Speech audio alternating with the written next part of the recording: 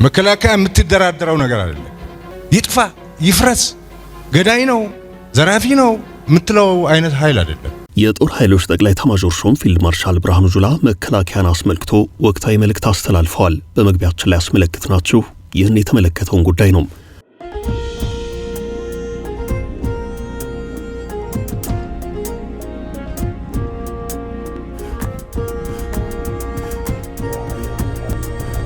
ሰላም ለእናንተ ይሁን ውድ የፈታ ቤተሰቦች እንደምን ቆይታችኋል?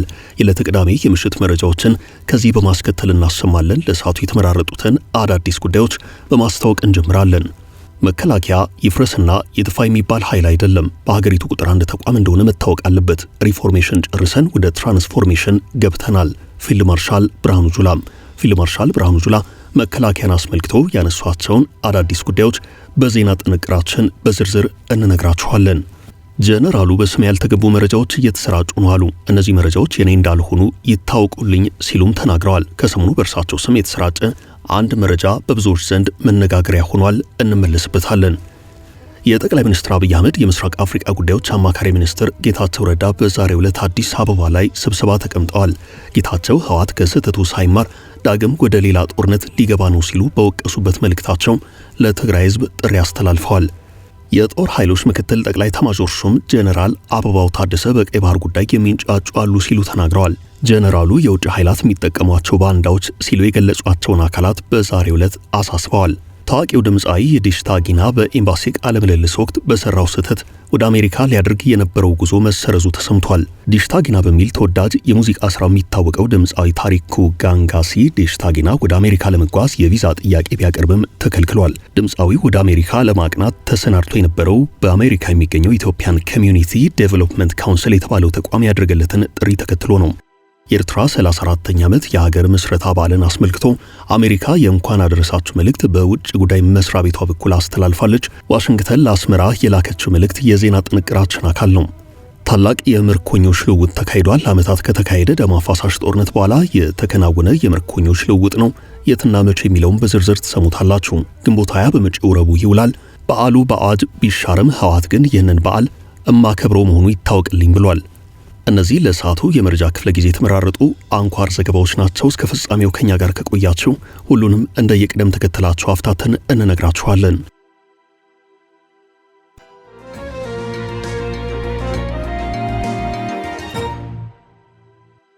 መከላከያ ይፍረስ የሚባል አይደለም። ፊልድ ማርሻል ብርሃኑ ጁላ የጦር ኃይሎች ጠቅላይ ኤታማዦር ሹም ፊልድ ማርሻል ብርሃኑ ጁላ መከላከያን ዘራፊ ነው፣ ገዳይ ነው፣ ይፍረስ ይጥፋ የምትለው ኃይል አይደለም ሲሉ ተናግረዋል።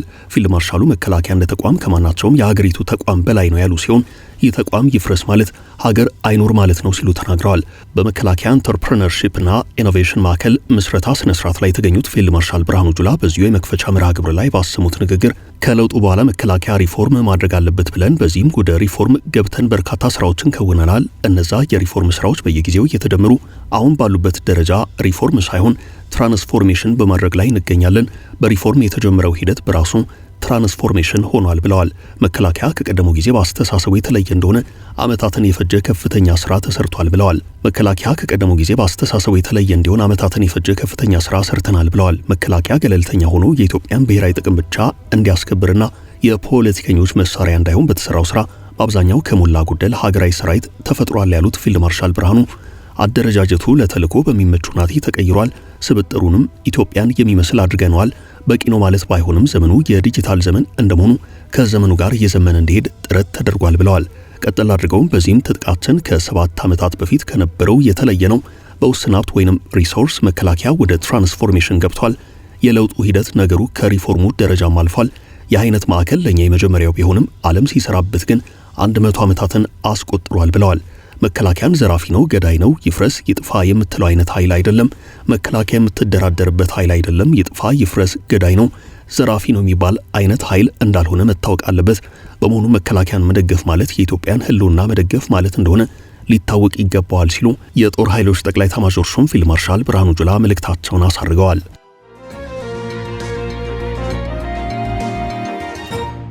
ጦርነቱ ለስልጣን ነው። ጌታቸው ረዳም የጠቅላይ ሚኒስትር አብይ አህመድ የምስራቅ አፍሪካ ጉዳዮች አማካሪ ሚኒስትር ጌታቸው ረዳ በዛሬው ዕለት አዲስ አበባ ላይ ወሳኝ የተባለ ምክክር አካሂደዋል። ጌታቸው ህወሓት ከስህተቱ ሳይማር ዳግም ወደ ጦርነት ሊገባ ነው ሲሉ ወቅሰዋል። አቶ ጌታቸው የፕሪቶሪያው የሰላም ስምምነት መፈረሙ ትግራይን የጦርነት አውድማ የማድረግ ፍላጎት ያላቸው አካላትን ምኞት ያስቀረ ነው ብለዋል። የፕሪቶሪያው የሰላም ስምምነት ከተፈረመ በኋላ በሕገ መንግስቱና በፕሪቶሪያው ስምምነት ተፈናቃዮችን በሚፈልገው ልክ ወደ ቀያቸው መመለስ አልተቻለም ብለዋል። ለዚህም በትግራይ ክልል በስልጣን ላይ ያለው ኃይል የህዝቡን አጀንዳ ከማስቀደም ይልቅ ስልጣንን ብቻ በማለቱ እዚህ ግባ የሚባል ስራ ባለመሰራቱ ከባድ ችግር ተፈጥሯል ብለዋል። አቶ ጌታቸው በትግራይ ክልል አሁን የተፈጠረው ችግር የትግራይ ፖለቲከኞች የፈጠሩት ነው ያሉ ሲሆን አመራሩ የያዘው ግትር አቋም ትግራይ ከአደጋ ስጋት እንዳትወጣ ያድርጋት ሆኗል ብለዋል። የፕሪቶሪያው የሰላም ስምምነት ዓላማው ችግሮች በህገ መንግስታዊ አውድ እንዲፈቱ ማድረግ ቢሆንም ከስህተታቸው የማይማሩት ጥቂት የቀድሞ የህወሓት ኃይላት ለስልጣን ሲሉ ወደ ግጭት ለመግባት ፍላጎት አላቸው ብለዋል። የጠቅላይ ሚኒስትሩ የምስራቅ አፍሪካ ጉዳዮች አማካሪ ሚኒስትር ጌታቸው ረዳ ካሁን ቀደም የተፈጠረው ግጭት የትግራይን ህዝብ ዋጋ አስከፍሏል። አሁንም የትግራይ ህዝብ ተመሳሳይ ነገር እንዳይገጥመው የእነዚህ ኃይላት እኩይ ፍላጎት እንዲያውቅ እያጋለጥን እንገኛለን ብለዋል። በስልጣን መቀጠል የሚፈልጉ ጥቂት የአመራር ቡድኖች ልጆቻቸውን አስቀምጠው የድሃ ልጆችን ለእሳት እንደማገኑ በተግባር ያሳዩ ናቸው። የኔ ስልጣን ካልተረጋገጠ ሁሉም ነገር ገደል ይግባ የሚል ዓላማውም ከተጠያቂነት ለማምለጥ የሚደረግ ነው ብለዋል። አቶ ጌታቸው የትግራይ ህዝብ ሰላም ፈላጊ መሆኑን ገልጸው ከተጠያቂነት ለማምለጥ ዳግም የትግራይ ህዝብን ወደ ግጭት ለማስገባት የሚደረገው ጥረት መጋለጥ ይኖርበታል ብለዋል። የፕሪቶሪያው የሰላም ስምምነት በትክክል ገቢራዊ ለማድረግ ከፌዴራሉ መንግስት ጋር ያለው ግንኙነት መጠናከር አለበት። የትግራይ ህዝብ ለተወሰኑ ሰዎች የስልጣን ጥም መሞት የለበትም ብለዋል። አቶ ጌታቸው በአሁኑ ሰዓት 99 በመቶ የሚሆነው አመራር ሰላም ፈላጊ ነው። ጥቂት የግጭት ጠማቂዎች በጋራ ልንታገላቸው ይገባል ብለዋል። የመከላከያ ሚኒስትር የነበሩት የመስኖና ቆላማ አካባቢዎች ሚኒስትሩ አብርሃም በላይ በዛሬው ስብሰባ ላይ መገኘታቸው ታውቋል። ጀነራሉ ስለ ቀይ ባህር አሳሰቡ። የጦር ኃይሎች ምክትል ጠቅላይ ኤታማዦር ሹም ጀነራል አበባው ታደሰ በቀይ ባህር ጉዳይ ሚንጫጩ አሉ ሲሉ ተናግረዋል። ጀነራሉ የውጭ ኃይላት የሚጠቀሟቸው ባንዳዎች ሲሉ የገለጿቸውን አካላት አስጠንቅቀዋል። ጀነራሉ ይህን የተናገሩት በዛሬው ዕለት በልዩ ዘመቻዎች እዝ በስልጠና ላይ ለሚገኙት የሰራዊቱ አመራሮች በሀገራዊና ቀጠናዊ ጉዳዮች ላይ ማብራሪያ በሰጡበት ወቅት ነው። ጀነራል አበባው በማብራሪያቸው አንዳንድ ሀገራትና አካላት የራሳቸውን ፍላጎት ለማሟላት የውስጥ ባንዳዎችን በመጠቀም ኢትዮጵያንን በተለያየ መንገድ በመከፋፈል በማበጣበጥ አቅማቸውን እናዳክማለን ብለው እየተንቀሳቀሱ ይገኛሉ። ላይሳካላቸው ይደክማሉ ብለዋል። የጭንቅላታቸው ሐሳብ ደርቆ ለወዳቸው ያደሩ ጽንፈኞችና አሸባሪዎች ደግሞ የስልጣን ጥማቸውን ለማርካት ለስልጣን የሚያበቃ ሐሳብና ሀገር የሚለው ሐሳብ ጠፍቶባቸው በጉልበት ስልጣን እናገኛለን ብለው ባንዳ ሆነው እንደሚለፉ አንስተዋል። ጀነራል አበባው በአሁኑ ሰዓት ስልጣን የሚያዘው በሐሳብ የበላይነት እንጂ በጉልበት አይደለም። እኛ መነሻችንም መድረሻችንም ህገ መንግስቱ ነው። ይህንን መነሻ በማድረግ ህግና ህገ መንግስታዊ ስርዓቱን ለማስከበር ሀገራችንን የሚመጥን በትጥቅም በሰው ኃይልም የተደራጀ ዘመናዊ ሰራዊት ገንብተናል። እንደ ልዩ ዘመቻዎች እዝም በኢትዮጵያ ታሪክ ታይቶ የማይታወቅ በርካታ ኮማንዶና አየር ወለድ ስፔሻል ፎርስ መገንባት ተችሏል ብለዋል። ከሀገራችን ብሔራዊ ጥቅም አንጻር የኢትዮጵያን ብሔራዊ ጥቅም ለማስከበር በሰላም ከሚያምን ከሁሉም ጋር በሰላማዊ መንገድ እንሰራለን። በጉልበት ለሚመጣ ግን የሀገራችንን ብሔራዊ ጥቅም ለማስከበር ሙሉ ዝግጁነት አለን ብለዋል። እኛ ታሪክ ያለን የታላቅ ሀገር ሰራዊት ነን ያሉት ጀነራል አበባው ለቀጠናው ሰላም መስፈን ትልቅ ድርሻና ኃላፊነት አለብን። ይህን መሰረት አድርገን ቀጠናዊ ትስስርን በማጠናከር እየሰራ ነው። ብዛት ያለው ህዝብ ይዘን በሰላማዊ መንገድ የቀይ ባህርን የወደብ አማራጭ መጠቀም አለብን ማለታችንን እንደ ስህተት ቆጥረውት የሚንጫጩ አሉ ሲሉ ጀነራል አበባው ታደሰ በዛሬው መልእክታቸው ላይ አሳስበዋል።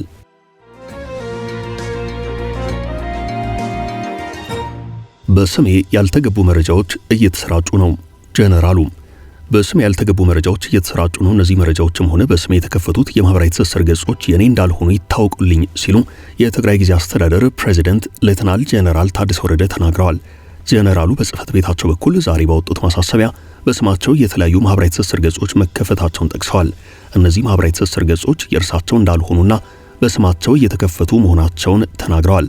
የተለያዩ መረጃዎችን እየለቀቁ መሆኑን ያስረዱት ጀነራሉ በመሆኑም በእርሳቸው ስም የሚሰራጩ መረጃዎች የተሳሳቱ እንደሆኑና እርሳቸው የሚያውቋቸው እንዳልሆኑ አሳስበዋል። በጀነራሉ ስም የተከፈቱት ማህበራዊ ትስስር ገጾች ሰሞኑን ካሰራጯቸው መረጃዎች ውስጥ የኤርትራ ወታደሮች የትግራይን መሬት ለቅቀው ወጥተዋል የሚለው መረጃ ይገኝበታል።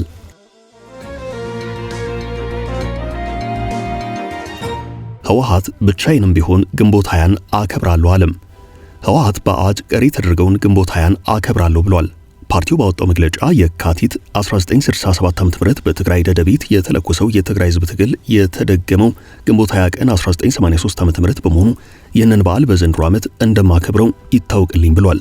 ጠቅላይ ሚኒስትር አብይ አህመድ ወደ ስልጣን ከመጡ ወዲህ ግንቦት 20 ዝግ ተደርጎ ቀኑ እንዲሁ በዋዛ ሲያልፍ የቆየ ሲሆን ባለፈው ዓመት የህዝብ በዓላትን ለመወሰን የወጣውን አዋጅ ተከትሎ ግን ግንቦት 20 ቀሪ ተደርጓል። ይህም በመሆኑ ግንቦት 20 በመጪው ረቡዕ የሚውል ሲሆን ካሌንደር ያልዝጋው በአዋጅም እውቅና የተነፈገው በዓል ሆኗል፣ በፌደራሉ መንግስት ደረጃ ማለት ነው። ሆኖም ህወሓት በዛሬው ዕለት ባወጣው መግለጫ በእኔ በኩል ግንቦት 20ን እንደማከብር ይታወቅልኝ ብሏል።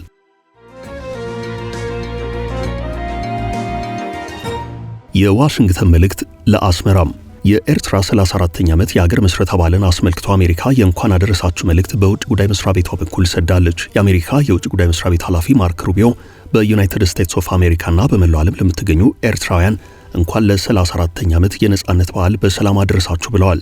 ሩቢዮ አጋጣሚውን ተጠቅመው ባስተላለፉት መልእክት የኤርትራን ታሪክና ባህል የሚያነቃቃው ጥልቅ መንፈስ እንገነዘባለን፣ እንዲሁም በአፍሪካ ቀንድ ሰላምና ብልጽግናን ለማስፈን ያለን የጋራ ቁርጠኝነት ጭምር መታወስ አለበት ብለዋል።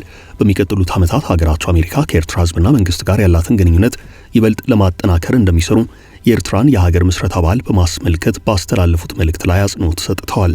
ይህ በዚህ እንዳለ የኦማን ሱልጣን ሀታም ቢን ታሪክ ለፕሬዚደንት ኢሳያስ አፈወርቂ የእንኳን አደረሶ መልእክት ልከዋል። የኦማን ሱልጣን የሆኑት ሀታም ቢን ታሪክ ትናንት ወደ አስመራ በላኩት መልእክት ለኤርትራ ነጻነት ቀን በዓል እንኳን አደረሳችሁ ብለዋል። ሱልጣኑ በመልእክታቸው ፕሬዚደንት ኢሳያስ የሀገራቸውን ህዝብ ወደ ላቀ የኢኮኖሚ እድገት በማሸጋገር ስኬት እንዲገጥማቸው ምኞታቸውን ገልጸዋል።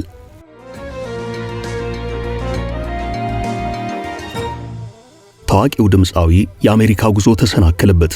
ዲሽታጊና በሚል ተወዳጅ የሙዚቃ ስራው የሚታወቀው ድምፃዊ ታሪኩ ጋንጋሲ ዲሽታጊና ወደ አሜሪካ ለመጓዝ የቪዛ ጥያቄ ቢያቀርብም ተከልክሏል። ድምፃዊው ወደ አሜሪካ ለማቅናት ተሰናድቶ የነበረው በአሜሪካ የሚገኘው ኢትዮጵያን ኮሚዩኒቲ ዴቨሎፕመንት ካውንስል የተባለው ተቋም ያደረገለትን ጥሪ ተከትሎ ነው። መዝናኛ የተባለው መጽሔት ባሰራጨው ዘገባ ግን ድምፃዊው በአሜሪካ ኤምባሲ ቪዛ መከልከሉን አስነብቧል። ዲሽታጊና ቪዛውን በመከልከሉ በቦታው መገኘትና ሽልማቱን መቀበል አልቻለም። ማለትም ለዲሽታጊና ጥሪ ያደረገው ኢትዮጵያን ኮሚዩኒቲ ዴቨሎፕመንት ካውንስል የተባለው መንግስት ያልሆነ ተቋም ጥሪውን አቅርቦ የነበረው የተመሰረተበትን 42ኛ ዓመት የምስረታ በዓል ለማክበር ነው። ዲሽታጊና ወደ ስፍራው መጓዝ ባይችልም ከእርሱ ጋር እጩ የነበሩ ሰዎች ግን የተዘጋጀላቸውን ሽልማት መውሰዳቸው ተነግሯል። እንደ ዘገባው ከሆነ ታሪኩ ጋንጋሲ ቪዛ የተከለከለው ለኤምባሲው የሰጠው ቃለ መጠይቅ ስህተት ያለበት በመሆኑ ነው። ታሪኩ ጋንጋሲ ለሰላምና ለፍትህ መስፈን ላበረከተው ላቅ ያለ አስተዋጽኦ እንዲሸለም ወደ አሜሪካ እንዲመጣ ተቋሙ ለኤምባሲው ደብዳቤ ጽፎ የነበረ ቢሆንም ድምፃዊው ቪዛ ለመውሰድ ቃለ መጠይቅ ሲያደርግ አማርኛ ተናጋሪ የሆነው ፈረንጁ የቪዛ ኦፊሰር ለምንድነው ወደ አሜሪካ ሀገር የምትሄደው ብሎ በአማርኛ ይጠይቀዋል። ታሪኩም በአሜሪካ በቋሚነት ለመኖር በሚል እንደመለሰና በዚህ የተነሳ የቪዛ ኦፊሰሩም ወደ ሀገር የመመለስ እቅድ የለም በሚል ቪዛውን እንደከለከለው ነው የታወቀው። የዲሽታጊና ሙዚቃ አቀንቃኙ ታሪኩ ከሽልማቱ በኋላ በተንቀሳቃሽ ምስል ተቀርቶ ከጂንካ በተላለፈው መልእክቱ ይህንን ሽልማት ስለሸለማችሁኝ እጅግ በጣም አመሰግናለሁ። ወደ አሜሪካ ሀገር ለመምጣት አስቤ አልተሳካም። አሁን ጂንካ ተመልሼ በግብርና ስራዬ ላይ ተሰማርቻለሁ ብሏል።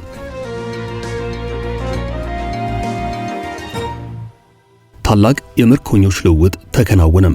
በተደጋጋሚ ድርድር ለማካሄድ እየሞከሩ ሳይሳካላቸው የቀሩት ዩክሬንና ሩሲያ ከፍተኛ ነው የተባለ የምርኮኛ ልውውጥ አካሂደዋል። ሩሲያና ዩክሬን ለሁለተኛ ጊዜ ቅዳሜ በመቶዎች የሚቆጠሩ የጦር ምርኮኞችን ተለዋውጠዋል። ከ3 ዓመታት በላይ የተዋጉት ሁለቱ ሀገራት በሺዎች የሚቆጠሩ የጦር ምርኮኞችን ይዘው ይገኛሉ። ሁለቱ ሀገራት ውጊያውን እንደቀጠሉ ሲሆን አሁንም መላ ጠፍቶለታል። ትራምፕ በ24 ሰዓታት ውስጥ አስቆመዋለሁ ያሉት ጦርነት ሳይቆም ወራትን ዘልቋል። 3ኛ ዓመቱን በያዘው የሩሲያ ዩክሬን ጦርነት በመቶ ሺዎች የሚቆጠሩ ወታደሮች ተገድለዋል ተብሎ ይታመናል። ጦርነቱ ከተቀሰቀሰበት ጊዜ አንስቶ ሁለቱም ሀገራት ሰላማዊ ሰዎችን ጨምሮ የጦር ምርኮኞችን እየለቀቁ ወደ ሀገራቸው ሲመልሱ ታይተዋል። ይሁንና ከትናንት አርብ ጀምሮ እየተካሄደ ያለው ልውውጥ በጦር ምርኮኞች ብዛት ከፍተኛው ነው። ፕሬዚደንት ቮሎዲሚር ዜሌንስኪ 307 የዩክሬን ወታደሮች ዛሬ ቅዳሜ ወደ ሀገራቸው መመለሳቸውን አረጋግጠዋል። ቀደም ብሎ የሩሲያ መከላከያ መስሪያ ቤት ተመሳሳይ ቁጥር ያላቸው ሩሲያውያን የጦር ምርኮኞች ከዩክሬን መቀበሉን አስታውቋል። የመጀመሪያው የጦር ምርኮኞች ልውውጥ የተካሄደው ትናንት አርብ ሲሆን በአጠቃላይ 1000 የጦር ምርኮኞች ከሁለቱም ወገን ይለቀቃሉ ተብሎ ይጠበቃል። ሩሲያ የምርኮኞች ልውውጡ ከተጠናቀቀ በኋላ ጦርነቱን ለማብቃት የምታዘጋጀው ምክረ ሐሳብ ለዩክሬን ታቀርባለች ተብሏል። ሁለቱ ሀገራት ጦርነት ለማቆም ፍላጎት ቢኖራቸውም በአውሮፓ ጣልቃ ገብነት እየተነሳ እስካሁን አልተሳካም። ሆኖም አሁን ቆርጠው ለመደራደር እየሞከሩ ነው። ለዛሬ ያዝንላችሁን ርዕሰ ጉዳዮች እዚህ ላይ ቋጨን። ላይክ፣ ሼር እና ኮሜንት በማድረግ ለቻናላችን ድጋፋችሁን መግለጽ እንዳትዘነጉ እያልን ከሌሎች መረጃዎች ጋር ደግመን እስክንገናኝ ቸር ያሰማን ስንል ተሰናበትን።